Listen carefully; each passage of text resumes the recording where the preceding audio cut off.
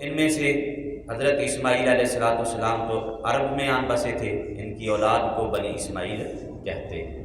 حضرت اسماعیل علیہ السلام کہاں آن بسے؟ عرب کے اندر، اور ان کو بنی اسماعیل کہتے ہیں۔ اور انہی میں سے امام الانبیاء صلی اللہ علیہ وآلہ وسلم تشریف لائے۔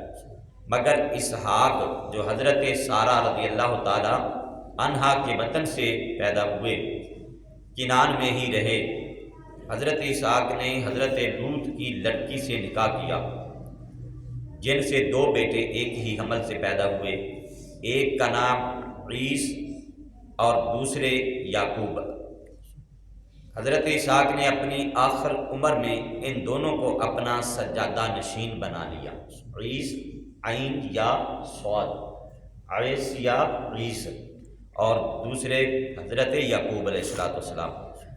تو حضرت اسحاق علیہ السلام نے دونوں کے لیے دعا کی۔ حضرت یعقوب علیہ السلام کو دعا یہ دی کہ حق تعالیٰ تمہاری اولاد میں نبوت جاری رکھے۔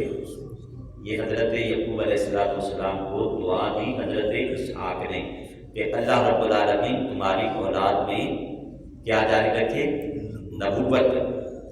اور دوسرے بیٹے کو عیس کو یا عیس کو یہ دعا دی کہ اللہ تعالیٰ تمہیں مال و دولت عطا فرمائے، بادشاہت تمہاری نسل میں رہے۔ حضرت یعقوب علیہ السلام ذرا غریب تھے، مسکین تھے۔ ان کی والدہ نے مشورہ دیا کہ اے یعقوب، تمہارا یہاں رہنا مناسب نہیں، تم اپنے ماموں لایان کے پاس چلے جاؤ، وہ مالدار ہیں، تمہاری پرورش کریں گے، اور ممکن ہے کہ اپنی بیٹی سے تمہارا نکاح بھی کر دیں۔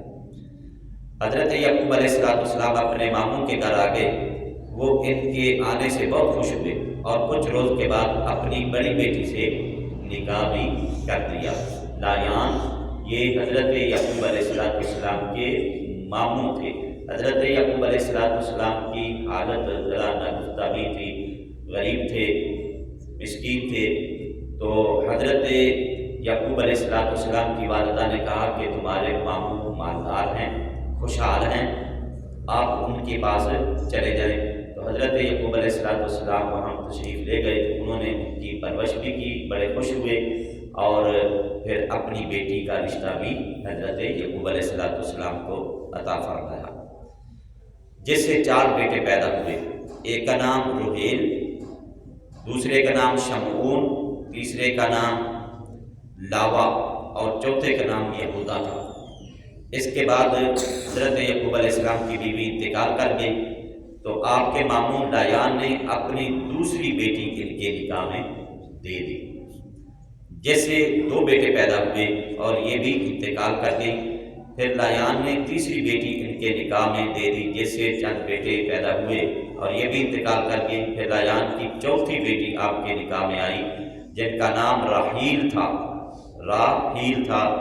انہی سے حضرت یوسف علیہ السلام اور حضرت بنیامین پیدا ہوئے، راحیل سے۔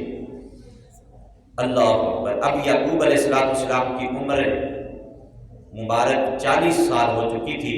ان کو نبوت اللہ رب العالمین نے عطا فرمائی، اور حکم ملا کہ کنان جا کر تبلیغ کرو۔ لایان اپنے داماد کی نبوت پر بہت خوش ہوئے۔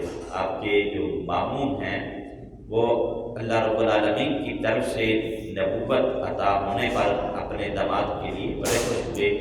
سسر جو ہے ان کا داماد اچھا ہو، شریف آدمی ہو، تو اس کو ظاہر ہے خوشی تو ہوتی ہے کہ داماد کو اگر اللہ رب العالمین کوئی کمال عطا فرمائے، عظمت عطا فرمائے، شان عطا فرمائے، مقام عطا فرمائے، اور اللہ رب العالمین کے خزانوں میں نبوت سے بڑھ کر اور کیا